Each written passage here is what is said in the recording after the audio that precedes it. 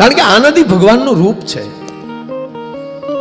આપને એકલા એકલા અંદર આનંદ આવે ત્યારે માનજો કે તમારા હૃદયમાં ઈશ્વર ઉતર્યો છે. અને એકલા એકલા રી સડે ને તો માનવાનું કે કોકનો હાથ હટી ગયો આમાં. અઘરું અઘરું થાય સાહેબ, અઘરું થાય. એટલે વાત કરતો મુંબઈની સોપાટીમાં પતિ પત્ની નવા નવા પરણેલા બે ફરવા ગયેલા અને એક જણો માકડું રમાડતો હતો. નાનું એવું વાંદર્યું અને સરસ પણ માણા કરતા હારવો. એનો માલિક જેમ કે એમ વાંદરું કરતો હતો. બોલો, છલ જંબુરિયા ગલોટ માર, તમારો દીકરો ગલોટ મારે. છલ જંબુરિયા ઉલટા ગલોટ માર તો ઉલટો ગલોટ. છલ જંબુરિયા એક પગે ચાલતો એક પગે ચાલે. બે માણસ ખુશ થઈ ગયા. ક્યાં બાત હૈ. બેન થી નો રહેવાનું. બેને કીધું ઓલાને, બધો ખેલ પૂરો થયો એટલે કોકે 20ની નોટ ને કોકે 50ની નોટ એની ઉપર નાખી મદારી ઉપર. પછી બેઠો બેઠો ઓલો માકડો એ ખંભે બેસી ગયો ને ઓલા બધા રૂપિયા ભેગા કરી અને આમ બેઠો બેઠો ગણતો હતો.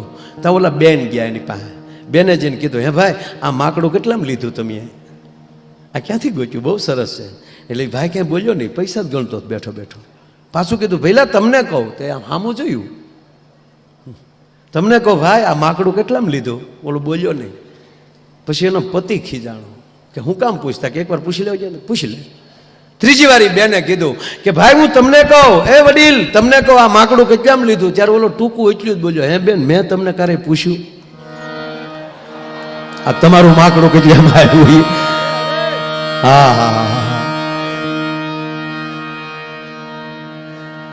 માણસનો અવતાર એમ કે 84 લક્ષ યોની માલી ફરતા ફરતા માણા નીકળે ત્યારે એકવાર મનુષ્ય દેહ મળે છે. મારો કહેવાનો અર્થ એ છે કે આપણે માણા બનીને ધરતીમાં આવ્યા છીએ. આપણે કાંઈ બનવાની જરૂર નથી. એક માણા બની જાય ને એટલે ઈશ્વર બધું આપણું ગોઠવતો જાય. ભલા માણા. એક છોકરાને બાપાને પૂછ્યું કે બાપુજી સમજાતું નથી યાર શાસ્ત્રોમાં કે ભગવાન રામે એના પિતાની આજ્ઞાનું પાલન કર્યું તો મહાન કહેવાના, તો એની સામે પ્રહલાદે પણ એના બાપનું માન્યા નહીં તોય મહાન કહેવાના. તો એકચ્યુઅલી મારે કરવું શું? આવા બબુડા પીડ્યા. ભગવાન રામે પિતાની આજ્ઞાનું પાલન કર્યું. પહેલી વાર બોલું છું. પિતાની આજ્ઞાનું પાલન કર્યું તો ભગવાન કહેવાય ગયા. અને સામે પ્રહલાદે બિલકુલ એનું ન માન્યા તો પણ એ મહાન ભક્ત કહેવાય ગયા. ત્યારે એને બાપાએ કીધું, બેટા આ કળયુગ છે, ધીમો રે. મારે તમારું કીધું નહીં કરવાનું? નહીં. મારું કીધું તારે નહીં કરવાનું, તારું કીધું મારે નહીં કરવાનું. કળયુગ છે. તારા બા કહે ને એમ કરે જાય ને તો કાંઈ વાંધો ન આવે. આ શક્તિનો યુગ છે, ખોટે ખોટું હલવાવું નહીં એમ. પણ વાત તમે સાંભળી લેજો બાપ, આ દેશ ધર્મનો દેશ છે. અમે ને કીર્તિભાઈ હમણાં અમેરિકા જઈને આવ્યા દાદા. ઈ ભૂમિઓ છે ને બધા દેશ છે ને એ કર્મના દેશ છે, ધર્મના દેશ નથી. ત્યાં કર્મ કરાય, ધંધો કરાય. પણ ધર્મનો દેશ કેવલ ભારત છે. તમે આખી દુનિયામાં આટા મારી લો. અરે સાહેબ મેં જાહેરમાં બોલ્યો કે આપણા ભારતમાં દાદા વરસાદ આવતો હોય તો વરસાદમાં નાહવાની ઈચ્છા થાય. આ પરદેશમાં જેટલા રીતે પૂછ્યો ત્યાં વરસાદ આવે તમને કોઈ દી નાહવાની ઈચ્છા થાય? ભાગવાનું જ મન થાય. ભાગો ઠરી જાવ ડોવા.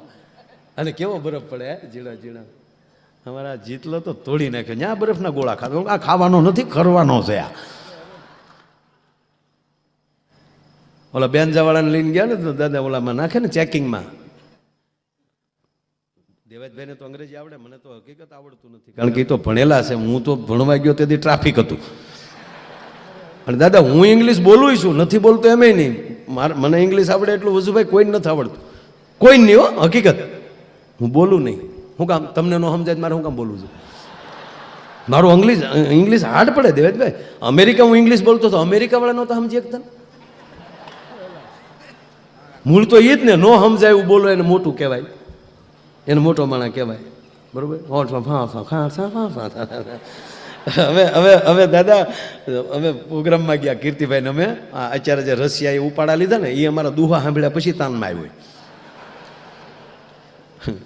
હવે રશિયા ગયા પ્રોગ્રામમાં ને પ્રોગ્રામ જામ્યો ને જાય નોટોના બંડલ મળ્યા ઉડવાનું. અને એમાં કીર્તિભાઈ મોજમાં આવી ગયા. મોજમાં જ હોય પણ એને પાસે આપણા દેશભક્તિના ગીતો ગાયા ભારતના. અને એટલા બધા ઓલા લોકો ત્યાં આવેલા, એના બે સાંસદ હતા. અને આ લોકોને પાર્ટનરની કોઈક ધંધા હોય ને બધા 15-20 જણા આવવાના હતા. એટલે પહેલેથી જ આયોજન કરી નાખેલું ટ્રાન્સલેશનનું. બાજુમાં એક કેબિન મૂકી દીધેલું, એની અંદર એક જણો હેડફોન લગાડી અને અમે બોલતા જઈએ, એનું સીધું અંગ્રેજી કરતો જતો હતો, ઓલા હેડફોન લાગી ને સાંભળતા હતા. પણ એ તો હું બોલતો એમાં થાય, ગાવામાં તો કેટલું બોલો ટ્રાન્સલેશન કરે. હું જોક્સ બોલી લઉં ને એટલે ઓલા પણ ટ્રાન્સલેશન બધા દાંત કરી લે, પછી ઓલા 15 જણા એની પછી દાંત કરતા, કારણ કે ઓલા સમજી લે પછી દાંત કરતા. એટલે આવી રીતે આમ હાલ્યું, હમણાં સરસ થયું એમ. પછી આ ગીત આવ્યા ને બધા ખૂબ નાચ્યા. પાછું ઓલી એ લોકોએ પૂછ્યું કે વોટ ઇઝ ધીસ, આ બધું શું થઈ રહ્યું છે? કારણ કે અત્યારે અમારા કલાકાર અમારો ન્યાનું ભારતના ગીતો ગાય છે અને ઓલાને મગજ ગયો. કાર્યક્રમ સરસ છે કે પણ એ અંગ્રેજી બોલતો તો હું ગુજરાતીમાં બોલું, કારણ કે એ જર્મનની પાસે રશિયાની વાત કરું, રશિયાની અંગ્રેજી પાસે કોઈ ન સમજાય કે તો હવે રશિયાના ગીત ગાઓ. એ ખાધું તો રશિયાનું ગીત ગાવું જ પડે. જો તમે ભારતનું ગીત ગાતા હોવ તો રશિયાનું ગીત ગાઓ. એટલે કીર્તિભાઈને ઓલા આવીને કાનમાં કહી ગયા કે ડખો થાય, રશિયાનું ગીત ગાઓ, નહીં તો ડખો થવું થાય, અને અમારે અહીં રોજ રહેવું. એટલે કીર્તિભાઈ કે તમારે પહેલાં કેવું જોઈએ ને, અમારે રશિયાના ગીત ક્યાંથી એમાં અમારે લાવવા એમ, મને કદાચ ગાવું પડે. કીર્તિભાઈ મને કે મામા કેમ? મને કે રશિયાના ગીતનું કે. હું તો સાહિત્ય વાળો. મને કે એમ ન હોય. મેં કીધું તો લાવો હું ગાઉં. અને સાહેબ મેં રશિયાનું ગીત ગાયું. કહેતા હો તો ગાઓ. જો મેં રશિયાનું ગીત ગાયું.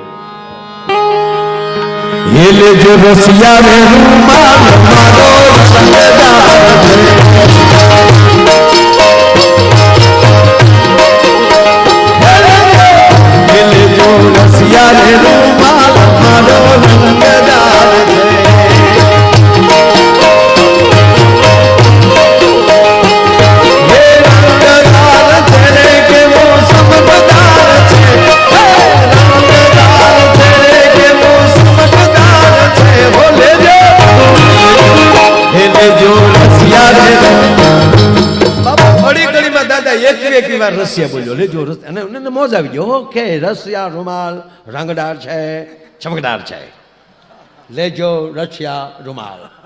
Good good, very nice. એટલે મોજ આવી ને તો એક તો મેં ગાઈ નાખ્યું. પછી કે હજી બીજું ગાઓ. એને શું કે અંગ્રેજીમાં? એનું ગાવું હોય તો વન્સ મોર કહેવાય, બીજું ગાવું નહીં તો પ્લીઝ નેક્સ્ટ વન. હજી બીજું ગાઓ. દાદા મેં બીજું ગાયું પાછું. ઓ રંગ રાજીના.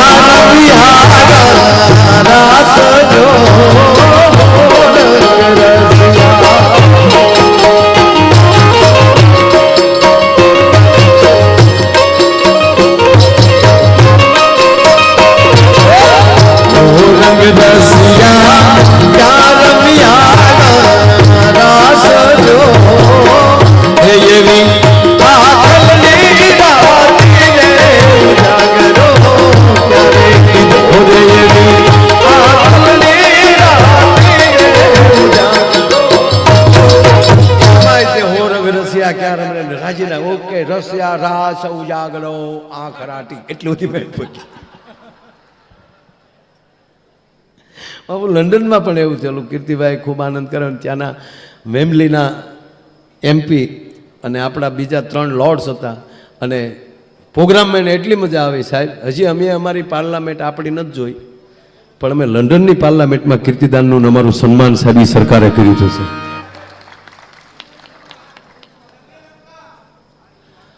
હા, હું હળું જાઉં છું ને. અને અમે શ્રીલંકામાં ગયા, પૂજ્ય દાદાની કથા. અને દાદા કેવી મજા કરી દે. ઓહો હો, લંકા છે. પણ પેલા લંકા જ હતી, પેલા નામ લંકા જ હતું. પણ આ દેશની જગદંબા માં જાનકી ગયા ને એટલે એની આગળ શ્રી લાગી ગયું સાહેબ, શ્રીલંકા લાગી ગયું. આ ભારતની તાકાત જુદી છે સાહેબ. એટલે કવિ દાદા કીધું કે અહીં શબ્દ એક શોધો તો સંહિતા નીકળે, અને અહીં કૂવો ખોદો તો સરિતા નીકળે. સાહેબ અલગ જ તાસીર છે આ દેશની કે જ્યાં મહાભારત વાવો તો ગીતા નીકળે. આ દેશમાં સમજાતું જ નથી અમુક વસ્તુ. હકીકત છે. આ જો રામદેવજી બાબા યોગા લાવ્યા, મેદાનમાં મૂક્યા, હે પતંજલિ આખી પરંપરા. પણ હવે તમે સાંભળજો કે એમ કે કરો યોગ ભાગે રોગ, તો એને દવાની દુકાન હું કામ નાખી પાછું? આ ભારતમાં અમુક વસ્તુ સમજાય જ નહીં. તમે એક જણો મારી પાસે ખીજાણો, મને કે એની આ ખરખી નથી કરી શકતા. એ ભાઈ મેં કીધું શાંતિ રાખને. એ સંતો જગત હાટું હોય છે. ચૂપ નહીં.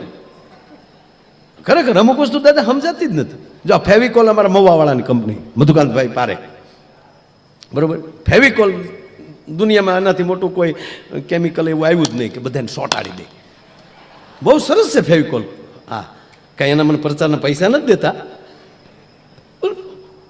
ફેવિકોલથી બધું સોટે, પછી એનું ઢાંકણું ન સોટે. બોલો લ્યો, આ અમુક ભારતમાં સમજાય જ નહીં. તમને નહીં સમજાય. ભારતને સમજવું હોય તો એકવાર પરદેશમાં જવું પડે.